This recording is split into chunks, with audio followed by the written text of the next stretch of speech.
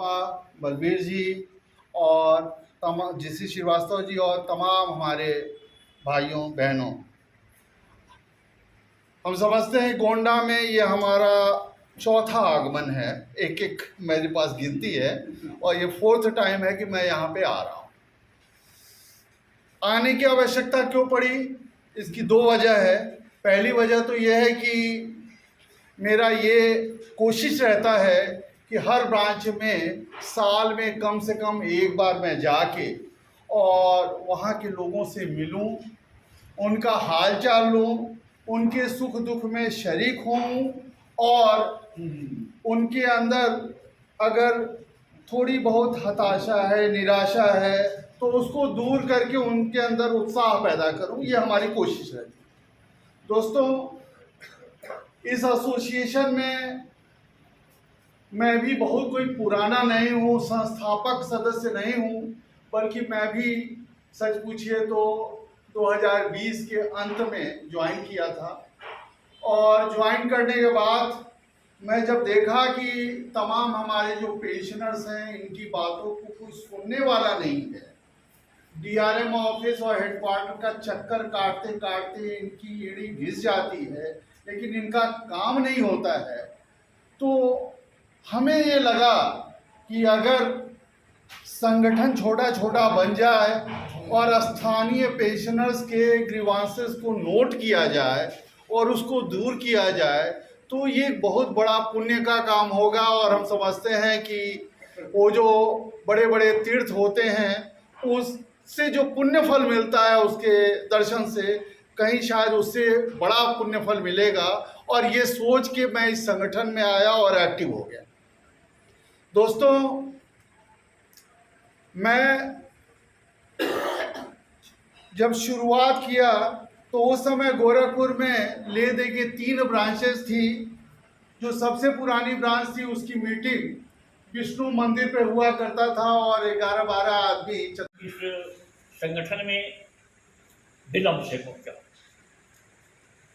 ये मेरा काहिलपना था। ऐसा नहीं था कि मैं अपने जीवन काल में एक्टिव नहीं था, एक्टिव तो मैं सदैव रहता था, पर मैं विलम्ब से पहुंचा। लेकिन जब से पहुंचा तब से कार्यशैली और सिस्टम और रमन साहब का हम लोगों के प्रति इनका स्नेह भाव, गोंडा के प्रति विशेष कृपा दृष्टि, ये बार बार देखा। ये हमारा सौभाग्य था, सौभाग्य है, सौभाग्य रहेगा। गोंडा शाखा की प्रशंसा भी कई बार रमन साहब के शब्दों में भी और अन्य के द्वारा व्हाट्सएप ग्रुप पर पढ़ने को मिलती थी। मैं भी प्रसन्न होता था और जो पढ़ा होगा वो प्रसन्न हुआ होगा। मनुष्य का स्वभाव है कि अपनी प्रशंसा सुन के खुश होता है। तो गोंडा रिटायर्ड एसोसिएशन की प्रशंसा अगर मुख्यालय द्वारा की गई है तो खुश होना, प्रसन्न होना, ये मानव जात का स्वभाव है। तो हम स्वभाव, एक चीज का दुख हमारे दिल में है, क्योंकि रमन साहब हमारे मौजूद है कि गोंडा की प्रशंसा कई बार इसके शब्दों के द्वारा भी हमें मिली है, जो हमारे व्हाट्सएप ग्रुप पे है। कई कार्यों की प्रशंसा हुई है, विभिन्न कार्य में। इन कार्यकर्ता यही लोग हैं, ये बैठे हैं, ये खड़े हैं, ये तो कार्य इन्हीं के द्वारा कार्य संपन्न हुए। कुछ हमारे बीच में ऐसा है कि हमारे शाखा के द्वारा प्रशंसा हुई तब प्रशंसा की गई। कुछ हमारे शाखा में गलतियां थी, कुछ हमारी कमियां ऐसी हुई कि जिसके वजह से मुख्यालय को हमारी शाखा की आलोचना करना पड़ा। ये हमारे लिए दुखद था, कष्टकारी था, वेदनापूर्ण था।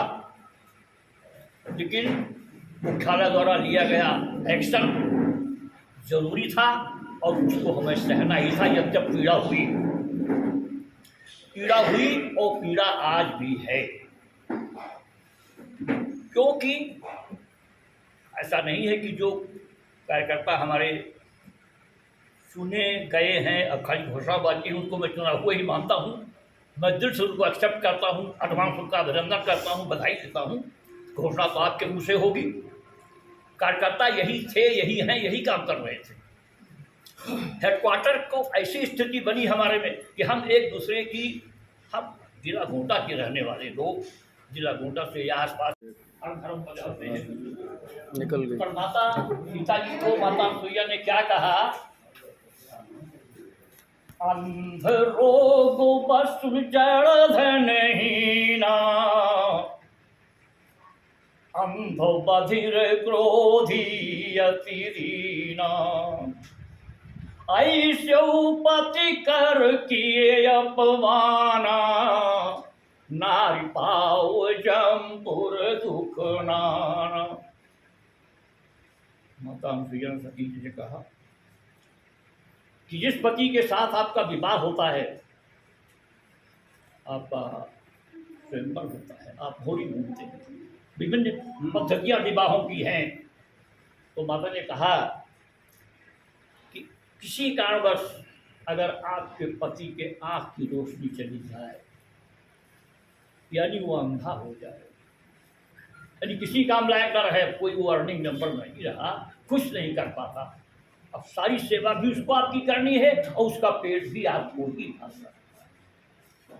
अंध बधिर, वो बहरा हो जाए, उसको कान से कुछ सुनाई न दे, तो तुम्हारा क्या कर्तव्य है। वो बहुत क्रोधी। बलबीर जी और जीसी श्रीवास्तव जी और तमाम हमारे भाइयों बहनों, हम समझते हैं गोंडा में ये हमारा चौथा आगमन है, एक एक मेरे पास गिनती है और ये 4th टाइम है कि मैं यहाँ पे आ रहा हूँ। आने की आवश्यकता क्यों पड़ी, इसकी 2 वजह है। पहली वजह तो यह है कि मेरा ये कोशिश रहता है कि हर ब्रांच में साल में कम से कम एक बार मैं जाके और वहाँ के लोगों से मिलूं, उनका हालचाल लूं, उनके सुख दुख में शरीक हूँ और उनके अंदर अगर थोड़ी बहुत हताशा है, निराशा है, तो उसको दूर करके उनके अंदर उत्साह पैदा करूँ, ये हमारी कोशिश रहती है। दोस्तों, इस एसोसिएशन में मैं भी बहुत कोई पुराना नहीं हूँ, संस्थापक सदस्य नहीं हूँ, बल्कि मैं भी सच पूछिए तो 2020 के अंत में ज्वाइन किया था।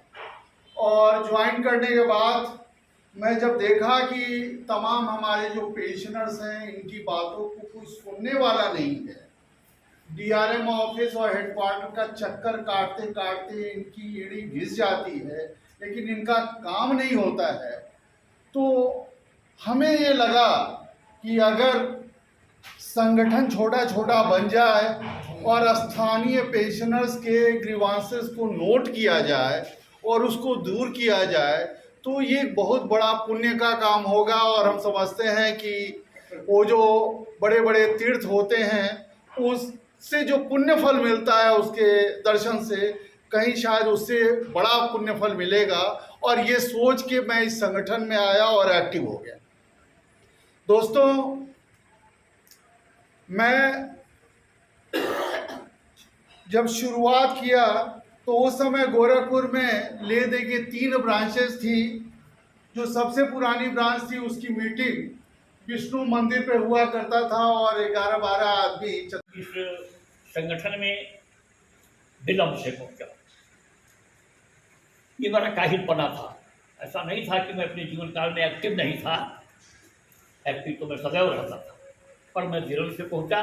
लेकिन जब से पहुंचा तब से कार्यशैली और सिस्टम और रमन साहब का हम लोगों के प्रति इनका स्नेह भाव, गोंडा के प्रति विशेष कृपा दृष्टि, ये बार बार देखा। ये हमारा सौभाग्य था, सौभाग्य है, सौभाग्य रहेगा। गोंडा शाखा की प्रशंसा भी कई बार रमन साहब के शब्दों में भी और अन्यान्य के द्वारा व्हाट्सएप ग्रुप पर पढ़ने को मिलती थी। मैं भी प्रसन्न होता था और जो पढ़ा होगा वो प्रसन्न हुआ होगा। मनुष्य का स्वभाव है कि अपनी प्रशंसा सुन के खुश होता है। तो गोंडा रिटायर्ड एसोसिएशन की प्रशंसा अगर मुख्यालय द्वारा की गई है तो खुश होना, प्रसन्न होना, ये मानव जात का स्वभाव है। तो हम स्वभाव एक चीज का दुख हमारे दिल में है, क्योंकि रमन साहब हमारे दल में मौजूद है कि गोंडा की प्रशंसा कई बार इनके शब्दों के द्वारा भी हमें मिली है, जो हमारे व्हाट्सएप ग्रुप पे है। कई कार्यों की प्रशंसा हुई है, विभिन्न कार्य में इन कार्यकर्ता यही लोग हैं, ये बैठे हैं, ये खड़े हैं, ये तो कार्य इन्हीं के द्वारा कार्य संपन्न हुए। कुछ हमारे बीच में ऐसा है कि हमारे शाखा के द्वारा प्रशंसा हुई तब प्रशंसा की गई, कुछ हमारे शाखा में गलतियां थी, कुछ हमारी कमियां ऐसी हुई कि जिसके वजह से मुख्यालय को हमारी शाखा की आलोचना करना पड़ा। ये हमारे लिए दुखद था, कष्टकारी था, वेदनापूर्ण था, लेकिन मुख्यालय द्वारा लिया गया एक्शन जरूरी था और उसको हमें सहना ही था। जब पीड़ा हुई और पीड़ा आज भी है, क्योंकि ऐसा नहीं है कि जो कार्यकर्ता हमारे चुने गए हैं अब खाली घोषणाबाजी है उनको मैं चुना हुआ ही मानता हूँ। मैं दिल से उनको एक्सेप्ट करता हूँ, एडवांस उनका अभिनंदन करता हूँ, बधाई देता हूँ। घोषणा तो आपके मुँह से होगी, कार्यकर्ता यही थे, यही हैं, यही काम कर रहे थे। हेडक्वार्टर को ऐसी स्थिति बनी हमारे में कि हम एक दूसरे की, हम जिला गोंडा के रहने वाले लोग, जिला गोंडा से या आसपास हर धर्म बदलते हैं निकल गई। पर माता सीता जी को माता सुइया ने क्या कहा, अंध रोग बस जड़ धनहीना, अंधो बधिर क्रोधी अति दीना, ऐसे पति कर किए अपमाना, नारी पाओ जमपुर दुख नाना।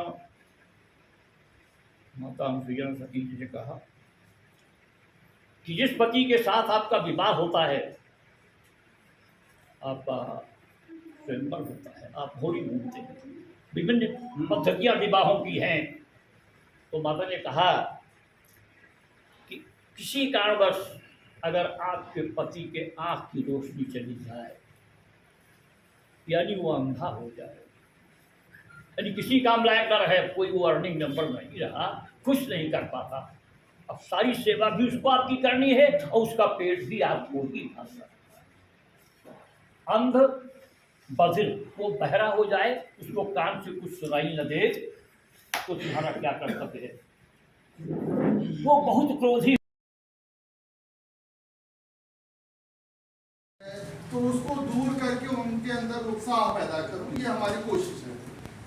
दोस्तों, इस एसोसिएशन में मैं भी बहुत कोई पुराना नहीं हूँ, संस्थापक सदस्य नहीं हूँ, बल्कि मैं भी सच पूछिए तो 2020 के अंत में ज्वाइन किया था। और ज्वाइन करने के बाद मैं जब देखा कि तमाम हमारे जो पेंशनर्स हैं, इनकी बातों को कुछ सुनने वाला नहीं है, डीआरएम ऑफिस और हेडक्वार्टर